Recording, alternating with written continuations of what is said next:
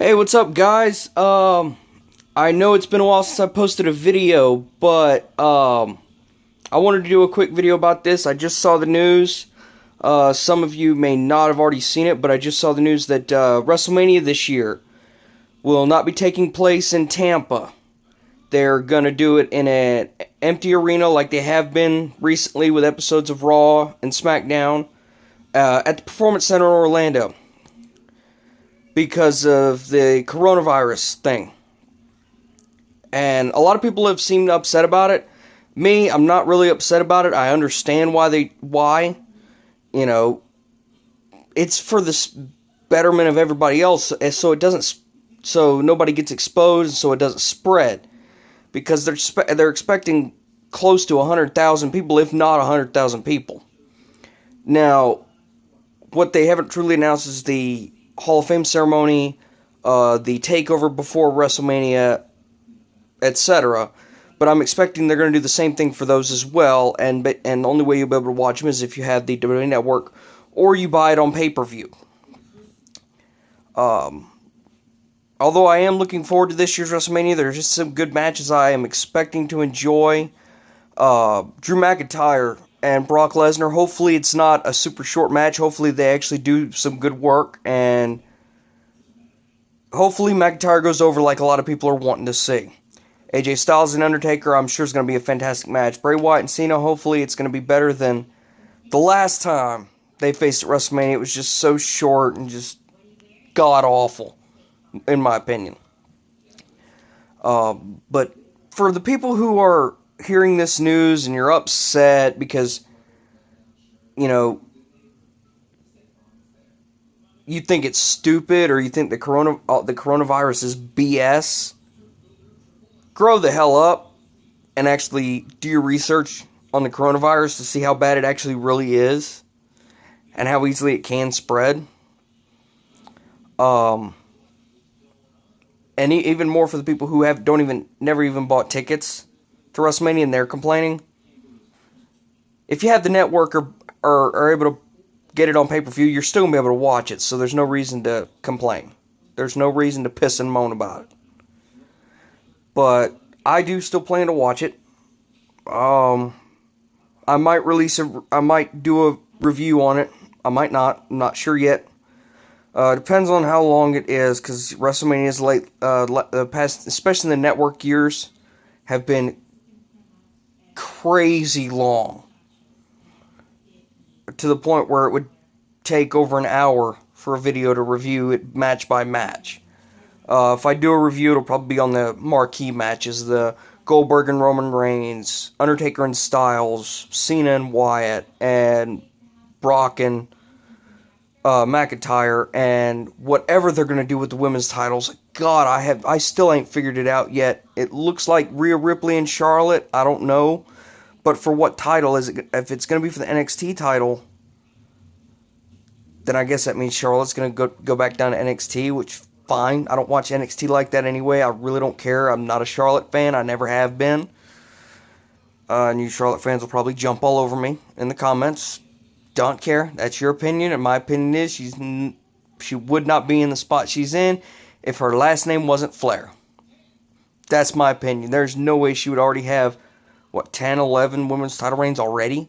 And she's been on the main roster only for 4 or 5 years. It's a little quick. But I digress. But let's see where this goes. I do think it's going to be a fairly decent WrestleMania. I'm kind of hoping they set something up with this Otis, Mandy, Rose, and Ziggler thing. It's looking kind of interesting, because I'm a fan of Heavy Machinery, and I'd like to see them get used a lot more, especially Otis. So, but let's just see where things go. Another thing is the Hall of Fame. It's looking better. Even with the Bellas going in, it's looking better, because now we've got Davey Boy Smith, Jushin Thunder Liger, and rumored JBL. All three guys I absolutely loved watching. I didn't watch Liger and Bulldog that much that I remember, because Bulldog wasn't really in the WWE when I first started watching. And his last 2 years were 99 and 2000, so I was only 4 and 5 years old, so I don't really remember a lot. Liger I watched later in life, when on YouTube and on the network, and I am enamored with him. So I love that, and I do like JBL. I did like him better as Bradshaw. But still. But let's just hope that I really don't want to see them put another celebrity in, because I don't see the point. A lot of people with the Bulldog are saying Dynamite Kid should go in. Not necessarily, because Dynamite Kid was a great in-ring talent. If you've watched his stuff, you understand that. But he was known to be a bit of an ass backstage. I mean, look at what Mick Foley. Mick Foley's told the story, so is Shane Douglas, because Shane Douglas I believe he was involved in the match when they were working as enhancement talents against the Bulldogs in WWE. Dynamite Kid legitimately and speculated to be on purpose broke Foley's jaw, like right off the bat. So I don't know about Dynamite Kid. A lot of people say he really doesn't deserve it because of his attitude, and I've heard other places that he burned his bridge with Vince a long time ago. So who knows, maybe in the future, and also maybe in the future somebody can get Owen Hart's widow to quit blaming all of WWE for Owen's passing and start blaming the guy who really needs to be blamed. The man who Jim Cornette calls the Archbishop of Talent Burying, shit-stained himself, Vince Russo. Who I agree is the Archbishop of Talent Burying, and it is his fault.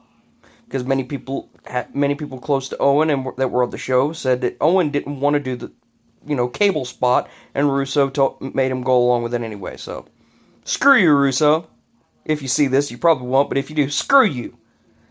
But maybe somebody could finally get Owen's widow to let up and let Owen go in the Hall of Fame. And then all we need is Pillman. Yeah, Pillman Sr. And the whole Hart Foundation will be in there, which would be awesome to see for me. But I think it's going to shape up to be a pretty good WrestleMania. But who knows? Who knows with WWE? I mean, there's been WrestleManias in the past that looked to be great and ended up falling flat, completely flat. And then WrestleManias that were great at the time, and you look back on them and they sucked. If you really look at WrestleMania 20, back when I first saw it, I thought it was great. Wasn't that great? I mean, the best matches out there was the Cruiserweight Open. The opening match between Cena and Big Show, where Cena won his first singles title. Kane and Undertaker was awesome. And of course, any angle match and throw Eddie Guerrero in there is going to be off the charts. And then the triple threat match, Triple H, Benoit, and Michaels for the world title. Great match, but that's about it. I think maybe I'll do a review on WrestleMania 20 at some point as well. Because it's controversial because of Benoit. Anything you mention Benoit in now is going to be controversial. Let's just hope anything I do now WWE don't strike me for. I think that's going to do it for this video. I just want to make this quick video instead of waiting until tomorrow because the news just recently broke. I don't know exactly how. I just saw it myself, so I wanted to get this out before a lot of the other channels like mine get theirs out and the search is flooded. So have a nice evening, guys, and see you in the next one.